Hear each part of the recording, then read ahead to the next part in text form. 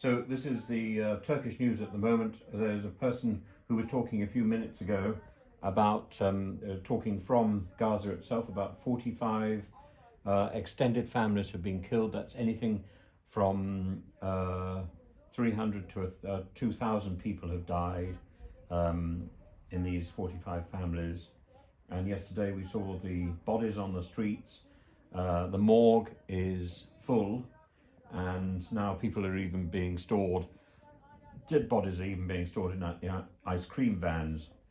335,000 people last night were staying in the hospital that we saw.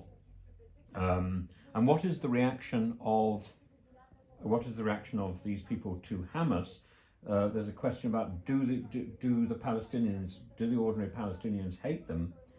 Well, this is exactly the point. Because of the threat of the Israeli campaign, this is acting like a sort of recruiting sergeant, and people are rallying around Hamas.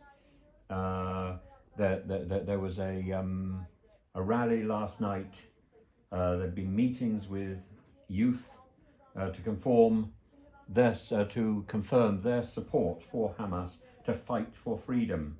At the same time, Egypt is not opening its border because they worry that the refugees will be herded into Egypt and will never be allowed back.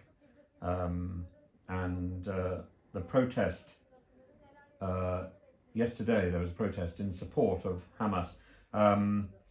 There's now talk about.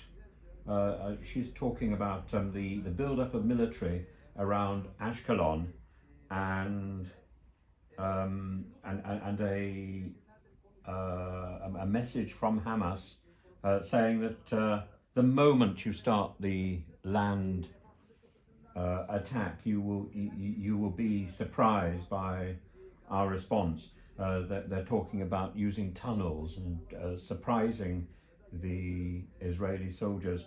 And at the same time, there's a report from the reporter who was on there a few minutes ago, saying that there was an Israeli soldier, an experienced Israeli soldier, who was worrying that the Israelis don't have enough troops to deal with this full-scale invasion of Gaza. But the main issue, this is the man who was talking from Gaza itself, I think the biggest problem here is that Israel is turning all the sympathy that it had acquired last week. It is turning it against itself. This is extraordinary.